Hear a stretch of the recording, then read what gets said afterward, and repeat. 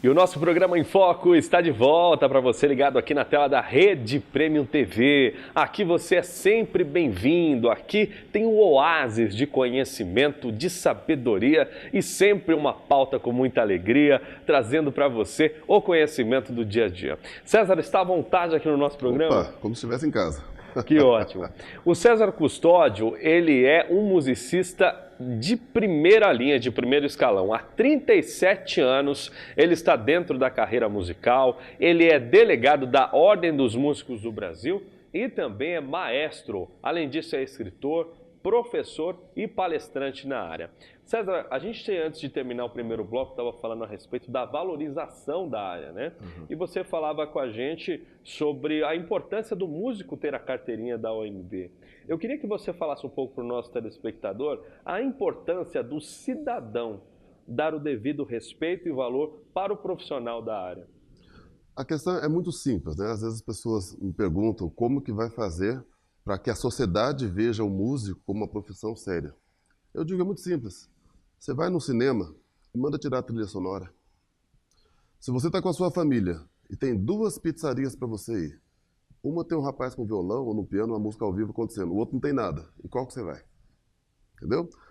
Uma novela, um filme, tira a trilha sonora para você ver o que acontece.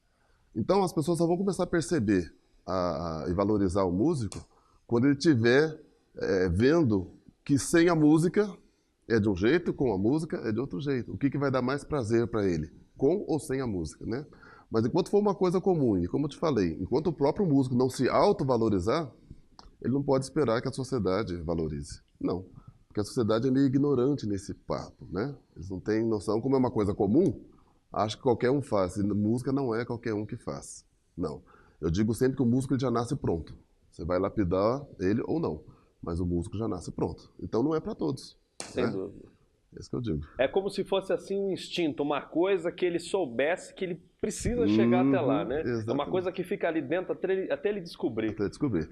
Interessante que em 86, quando eu fui tocar numa feira de exposições, e nesse último dia quem ia fazer o show era o Belchior.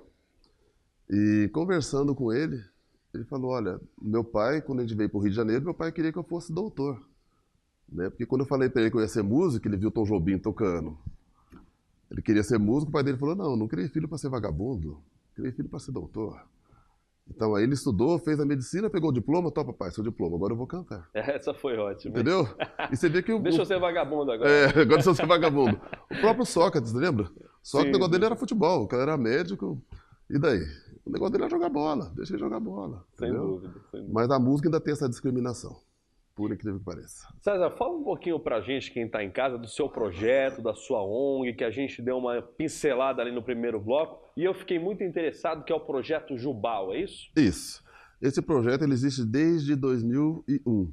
Né? Começou dentro da minha escola, onde eu dava bolsas de estudo para aquelas pessoas que queriam aprender, mas não tinham recurso. Né? E depois eu falei, bom, vamos lá dentro da comunidade, porque aí você começa a valorizar o espaço da comunidade. Então, algumas igrejas abriram as portas, então o projeto começou desta maneira. Né? Os instrumentos musicais são eu que compro, então o aluno leva para casa esse instrumento, assina um termo de compromisso, porque se ele não treinar em casa, não flui. Como é que vai treinar um violino, que é um negócio todo artesanal, um clarinete, um saxofone, né? O próprio piano, a coordenação dessa com essa? Então ele tem que ter o instrumento. Agora, se ele não tem dinheiro nem para pegar um ônibus, como é que ele vai ter o instrumento? Então eu que compro os instrumentos, alguns amigos ajudam, bacana, interessante. Né? Tem uma loja lá que vende bastante instrumento usado, então quando chega alguma coisa, eles me ligam, César, chegou tal coisa, pega aqui, depois você paga. Então é assim que funciona o projeto. E como eu te disse, hoje nós temos já 4 lá que estão fazendo faculdade de música, estão indo já para o final da faculdade. Que maravilha. Já montaram banda, estão tocando por aí e me ajudam no projeto. Né? Mas mesmo assim, eu cheguei a atender 80 pessoas. Hoje eu atendo 30. São simultâneas, as turmas são simultâneas. A cada 6 meses entra uma turma nova. Tá. Né? Mas hoje eu não consigo atender mais pessoas porque eu não tenho mais dinheiro para comprar instrumento musical. Entendeu? Então, mesmo sendo ONG, eu não sei o que acontece, a gente não consegue parcerias, né? Que possam injetar nisso. Então aí você fica amarrado, fica engessado. E esses alunos, eles respeitam o espaço, respeitam ali o zelo pelos equipamentos? Olha, você tocou num assunto interessante, né? Tem muitas histórias, se for contar aqui, vai até amanhã cedo. Mas tem uma menina que marcou muito, ela hoje ela não está, já está fazendo faculdade de outra coisa, mudou de São José, Mas a avó que levava. E o pai estava preso, né, passando uma temporada no cadeião lá, e a mãe presa na cadeia feminina. Então a avó que tomava conta. E aí, na música, foi um processo de transformação. Por quê? Para participar do projeto, primeiro, eu exijo a frequência escolar e nota na escola. Então você acaba também ajudando num outro processo de evasão escolar, que tem muito, né? Escola pública tem muita evasão. Começa a sala com 40, no final do ano tem 20, 10, 15. Então você ajuda até numa outra área, porque a música também é educação. E depois o que acontece? Quando você, a pessoa aceita participar dentro dessas formas, você vai trabalhando outras coisas, que é o respeito dentro de casa. Então aquela criança que era revoltada, que em cada 10 palavras, 11 era palavrão, você começa a ver uma mudança. Aí as pessoas que cuidam querem saber que mudança que é essa. É O que está fazendo a pessoa. Aí você fala, eu falo para a criança, vocês já viram falando palavrão? Vocês já viram berrando com alguém, xingando alguém? Não, tio, nunca vi. Então, você é especial, você está aprendendo música. Música não é para todos. Você é uma pessoa especial e você vai ficar brigando com teu pai, com tua mãe? Você vai ficar falando bobagem para ele, falando alto. Que coisa maravilhosa. Entendeu? Aí você começa a mostrar as coisas, vai caindo a ficha, né? Através de uma sementinha que é a criança ali, ela vai transformando o mundo dela, vai transformando essa família. Através dessa criança, ela educa o pai, educa a mãe. Hoje eu tenho criança lá de 78 anos, e aí? Foi lá ver o filho, eu posso aprender também? Pode, vou aprender também. Então é muito bacana. Essa é a sua maior alegria, né? Com certeza. E qual que é a principal função do seu trabalho na ONG? Bom, na verdade, a ONG, quem determina as normas sou eu. E o primeiro passo, nossa primeira premissa é a transformação do cidadão como um todo. Qual é o benefício que ele vai devolver para a sociedade como uma pessoa melhor? Então, acho que a gente trabalhar isso, né, a pessoa sendo um cidadão melhor, começando dentro da sua própria comunidade, dentro da sua casa, e depois saindo, você vai ter pessoas melhores dentro da sociedade, pessoas mais tolerantes, não é verdade?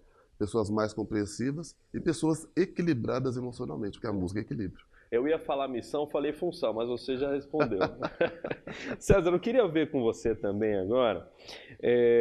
O César Custódio, ele também é especialista em cerimônias religiosas, ou seja, lá no casamento, quando você é convidado, que você chega, que tem um profissional ali tocando lindamente, muitas vezes Ave Maria de Gounod, né? Que nos emociona tanto ali naquela entrada, antes de começar a cerimônia, o César ele faz esse trabalho. Fala um pouquinho pra gente como você descobriu que você poderia trabalhar com as cerimônias religiosas e conta algumas histórias pra gente disso, César. Na verdade, assim, a gente que mexe com música, a gente vai ficando mais cara de pau. Então, quer dizer, o público não nos assusta. O grande problema das pessoas, às vezes, é o medo do público, né?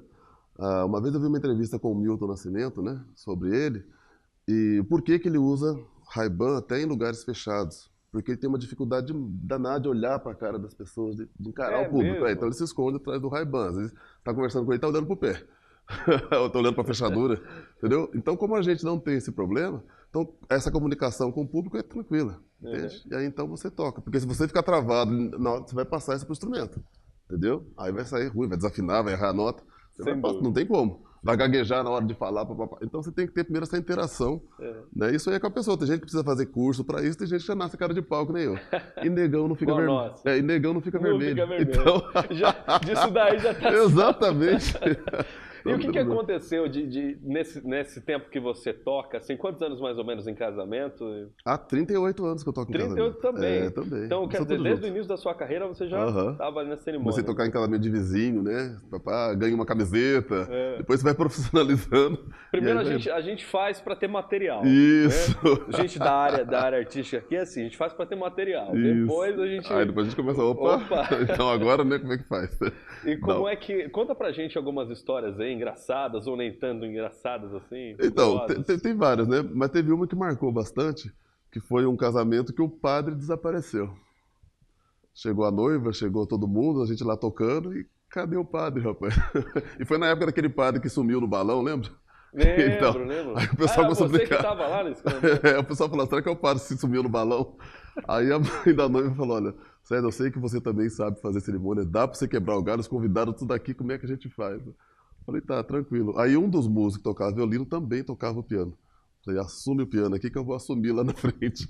E aí rolou o Deu casamento. certo? Deu certo. Deu certo, estão casados até hoje. Tanto você ouvir ali, você já sabia de cor. Já sabia de cor que tinha que fazer. falar. E aí deu certo, estão casados até hoje, então é porque deu certo, né? E o padre apareceu? Não apareceu. Tá na lua. Pois é. Tá voando por aí. É o tipo de piada que você conta numa roda e o pessoal fica esperando o final, né? Pois E o padre... Sumiu, ninguém sabe, ninguém viu. Maravilha. Eu queria que você falasse um pouquinho com a gente aqui, o César. Você falou, o César está aqui falando com a gente dessa área dele tão maravilhosa, que é a questão de trabalhar com a música, né? Então ele é delegado da Ordem dos Músicos do Brasil, ele também é maestro, então ao longo de sua carreira já fez muitas coisas, toca 4 instrumentos, ajuda muita gente no seu projeto social na cidade, sua cidade... São José dos Campos. Em São José dos Campos. Então, assim, ele está falando aqui um pouquinho de cada coisa dentro da área da música. Eu queria que você falasse para a gente agora, César, o que traz mais alegria para você na sua realização profissional e o que mais, assim, é mais chato dentro da área de quem trabalha com a música, somente com a música, né? Quais são as maiores dificuldades e quais são as maiores alegrias? Eu acho que assim, que a maior alegria é porque a gente não está na Terra por um acaso, né? E você tem uma missão. Eu conversava isso com o João Carlos Martins, um grande amigo, um abraço se ele estiver vendo o programa, né? O grande maestro João Carlos Martins.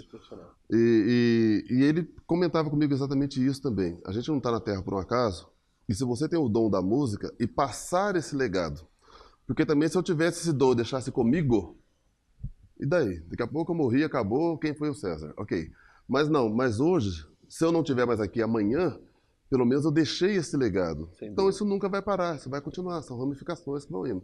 Então as pessoas têm que prestar atenção, assim, o dom que elas têm de passar, de deixar legados, não condensar esse dom para si, porque amanhã depois elas não estão aí. Sem dúvida. Entende? Você é o que você espalha, não o que você recolhe. Exatamente. Não é verdade? Exatamente. César, quero agradecer a sua presença aqui no Enfoco, viu? De coração mesmo. Eu que fiquei agradeço. muito feliz.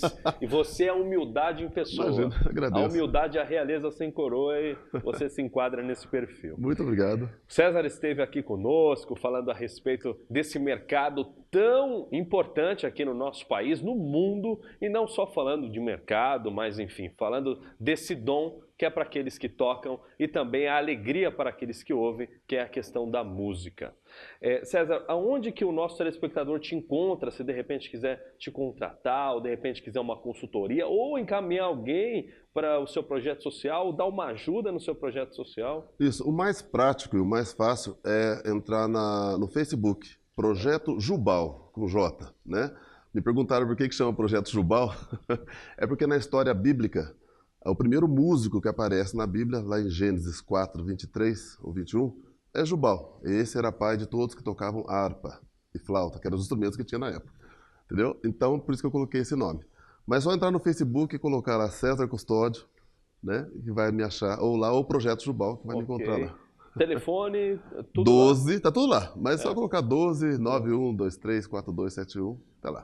Tá bom? Maravilha, então. César, obrigado. Eu agradeço. Vamos agora para um rápido intervalo comercial aqui no nosso programa Em Foco e daqui a pouquinho voltamos com mais um assunto muito interessante com a doutora Solange falando sobre urticária. Se você não sabe, é bom você saber o que é, viu? Não sai daí.